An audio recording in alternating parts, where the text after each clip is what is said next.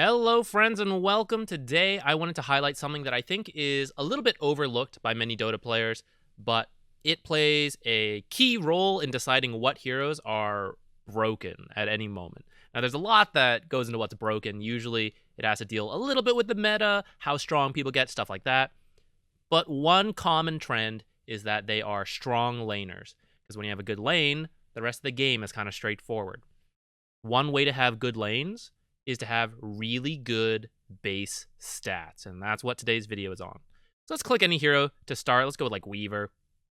Loadout is usually where you start. You get to change your cosmetics, but move over to the About tab, and now you can see their base stats.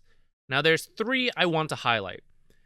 Damage is not one of them, but it is true. But I think many people appreciate damage. They understand when you have a lot of damage, like that feels pretty good. So I don't think I'd really need to point it out to you guys.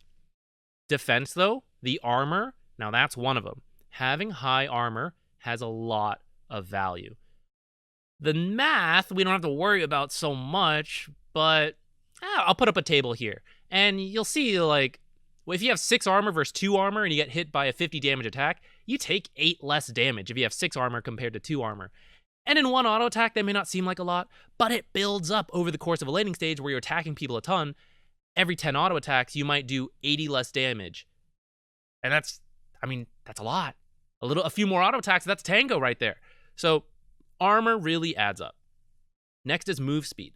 Now it's harder to quantify the value of move speed, but if you're fast, you can get out of so much, right? Because you literally just walk away.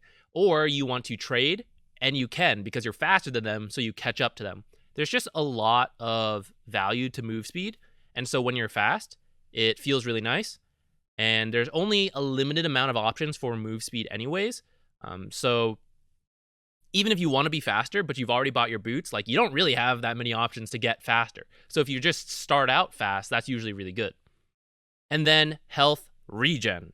So most heroes have somewhere around 2, plus or minus a little bit. Some have more than that. And the more health regen passively you have, the better. It is just free value over the course of time. Now, mana regen is the same, but very few heroes have increased default mana regen. And I actually so happens, I think Weaver is one of them. This is the same as health regen, but because so few heroes have it, I'm not going to highlight it. The idea is the same as health regen. Boom, another table. If you have 1 extra health regen or mana regen over the course of, say, 10 minutes, that's about a normal laning stage. That is like a salve and a half. That's like 2 sets of tangos. In terms of mana, that's like 6 mangoes, or however many clarities, like 3 or something. That's a lot. It may not feel like it because that's like, oh, it's over 10 minutes, but it's a lot. It's a lot of different spells you can cast. It's a lot of money you don't have to spend on health regen. So all these 3 things add up to be quite a lot. And this is why some heroes turn from cores into supports, because they do enough in terms of utility later in the game to be a support, but they just win the laning stage. And if you're winning, it doesn't matter that you're not a usual support. So let's start with like Luna. Luna has incredible base stats. And so when she goes up against a typical support, her starting stats are almost always better. So even someone like Disruptor, who I consider a bit of a lane bully with Thunderstrike and with like decent auto attacks, when it comes to a right-click trade, he just loses to Luna because her stats are way better, and then her spells are like, maybe not as good as his, but when she gets a ton of like better stats for better right-clicks, like she ends up beating Disruptor. So what if Disruptor wants to try to match her stats? Well, he's going to have to buy some stuff. So damage-wise, Luna's got 53, he's got 51. That's pretty close.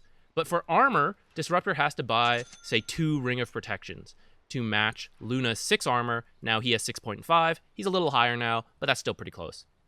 What about move speed? Well, his only real option is Windlace, and he's still 10 move speed slower. You can't buy a second Windlace. So what about boots? Well, he is faster with boots now, but boots are not realistic for many supports because they're expensive. So let's say the Windlace. This is 600 gold right here. If he used all his starting gold on these stats, he would now have similar stats to Luna, slightly higher armor, slightly lower Windlace or move speed. but he had to spend all his money on it, which means Luna is now free to buy, you know, actual items and beat this disruptor. So she might buy something like this, and now she just got 5 extra stats, 7 total damage. She has regen. She has a little burst heal with the fairy fire. Maybe she gets something else like a mango. Sure, why not? Now she has health regen and mana. She's gonna beat disruptor still and right click trades because he can't, you know, he had to buy this stuff. And let's be honest, disruptor's not buying this stuff. He's a support. He's buying things like this, something like this. And that means his stats suck. And that means when they fight, she is just going to be better. Even when he has spells like Thunderstrike, he just loses out because his starting stats are way worse than hers. When you look at who is broken, let's just run through some. So we just did Luna. How about Gyrocopter? Whoa, look at that. 6.3 armor, 315 move speed, and average health regen. What about Death Prophet? These are the people who are in the video. 3 armor is pretty solid. Move speed, fastest in the game. There's so much value there. 1.9 is also quite average.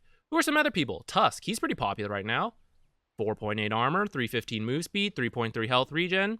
Monkey King, high armor, decent move speed, good health regen. Bounty Hunter's been getting a little popular. Amazing armor, solid move speed, good health regen. Are we seeing a trend here? OD, he was broken for a while. You know why? He had crazy armor, crazy move speed, crazy health regen. Do you know what they did to nerf OD? That's right. They nerfed his move speed, and they nerfed his armor, and then some of his spells as well, and, you know, that mattered. But this video is about starting stats. And that's kind of what I want to end here with. As you look at these patch notes, do not sleep on these small changes like this. Oh, it's just 5 move speed. Oh, 1 armor. Like, whatever. It's not whatever. It really does add up. So if you like having a good laning stage, I highly recommend looking for heroes that have their starting stats improved, because when you have good starting stats, you are worth more money at the start. Luna, Death Prophet, Gyro. When you have to buy like rings of protections, boots, stuff like that to match these heroes, you're actually worth like 1,000 gold less than these guys. And that's kind of crazy. Now, that doesn't mean you can't play the heroes. Like, they're going to have to scale in different ways, but the starting stats are cool, guys. That's what we're ending with. They're cool. Appreciate them, and take a look at them when this patch comes out. Bye, guys. Thanks for watching.